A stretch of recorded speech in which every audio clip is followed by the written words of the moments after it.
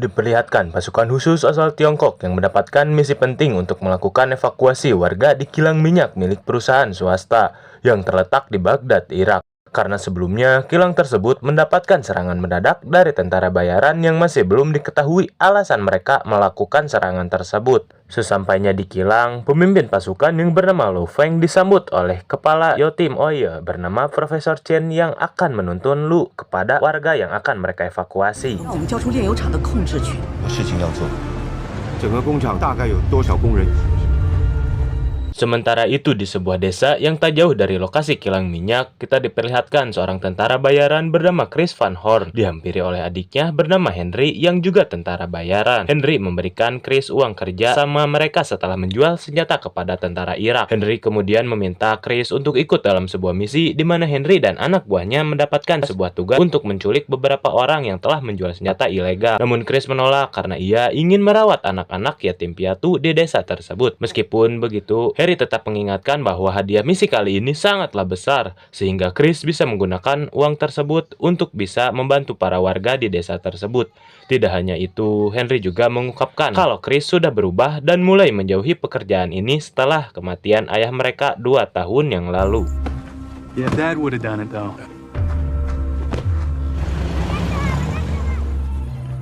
Setelah Henry dan barudaknya indit, Chris didatangi temannya yang bernama Owen. Kedatangannya ke sini untuk memperbaiki pompa sumur yang menjadi satu-satunya sumber mata air di desa ini. Namun soalnya, saat memperbaiki pompa tersebut, Owen menemukan jika pompa tersebut sudah rusak, sehingga Chris harus membeli beberapa peralatan yang harganya sangat mahal sebesar $100.000.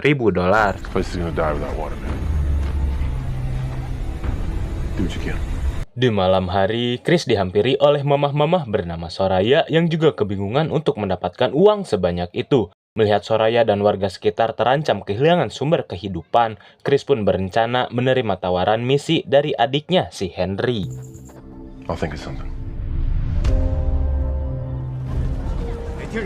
Keesokan harinya di kilang minyak, Lu dan pasukannya mulai mengevakuasi warga dengan menggunakan 11 bus. Dalam evakuasi tersebut, Lu bertemu dengan putrinya bernama Mai yang ternyata bekerja di kilang tersebut sebagai peneliti.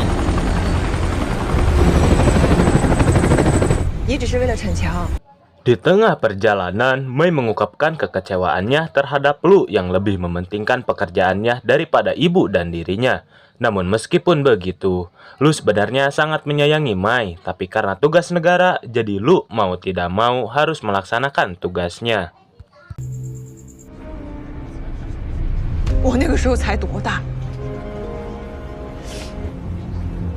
Di dalam perjalanan, mereka melewati jalan yang cukup berbahaya yang sebelumnya terjadi perang sipil. Lu memutuskan untuk melalui jalan tersebut karena jalan itu adalah jalan satu-satunya menuju jalan.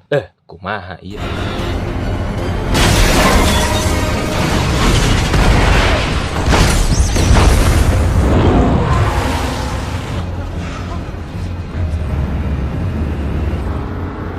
Singkat cerita, setelah melewati jalur berbahaya, mereka dikejutkan dengan kemunculan badai pasir. Padahal Mbak Roro menginfokan bahwa cuaca hari ini tidak akan ada badai pasir.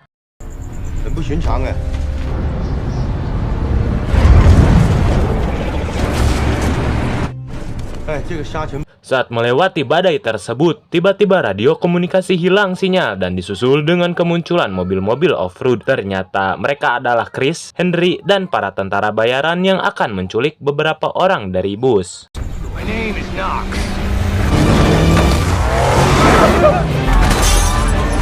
Chris dan beberapa rekannya mensabotase bus nomor 11 dan nomor 8.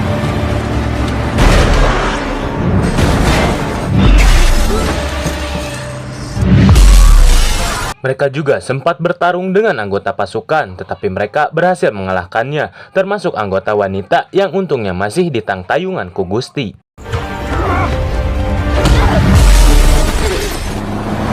Chris dan pasukannya lalu membawa pergi bus tersebut, sedangkan Lu dan anggota lainnya masih belum mengetahui jika 2 busnya telah dibajak. Setelah keluar dari badai pasir, Lu baru tersadar jika ada 2 bus telah hilang dan badai pasir tersebut bukanlah hasil alam. Ia kemudian memutuskan untuk mencari bus yang telah hilang dengan menggunakan helikopter. Tetapi saat hendak pergi, Mai meminta ikut yang akhirnya budak eta teh jadi ngilu ka bapana.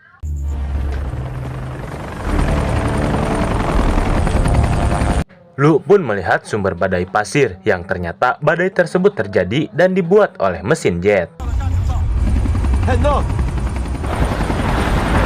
Sementara itu, Chris dan Henry memindahkan 4 sandera ke dalam mobil mereka. Di sini Chris sadar bahwa misi kali ini sangatlah janggal karena orang yang mereka sandera tidak terlihat seperti penjual senjata, melainkan penjual obat pembesar. Loh. Singkat cerita, saat mereka membawa sandera tersebut melewati gurun, mereka ditemukan oleh salah satu anggota Lu bernama Entuy. Entuy pun langsung menghampiri Chris dan berhasil melumpuhkan salah satu kendaraan. Akan tetapi dengan pengalamannya, Chris langsung menghentikan kendaraannya dan menembaki helikopter yang ditumpangi Entuy, sehingga helikopter tersebut hilang kendali dan jatuh di pergurunan. I got it! 我要破掉了！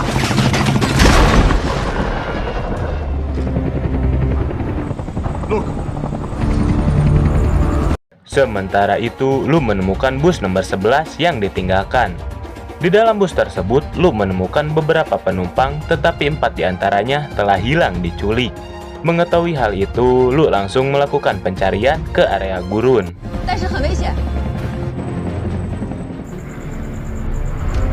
Henry dan pasukannya kemudian membawa Chris ke markas untuk menghadap kepada seorang yang telah menyewa mereka. Namun sesampainya di sana, Chris dibuat terkejut karena orang yang menyewa jasanya adalah temannya sendiri, yaitu Owen. Owen memberitahunya jika selama ini dirinya telah melakukan transaksi jual beli senjata tanpa sepengetahuan Chris. Namun yang membuat Chris bingung, kenapa Owen menyandera orang dari kilang minyak? Tentu saja tidak ada hubungannya dengan senjata. Owen pun mengungkapkan karena ia ingin mensabotase kilang minyak dan menjualnya kepada pembeli gelap. Dan salah satu sandera yang mereka bawa adalah Profesor Cheng, di mana profesor ini menjadi kunci penyalur minyak ke kapal pembeli. Very, very thankful you could make it.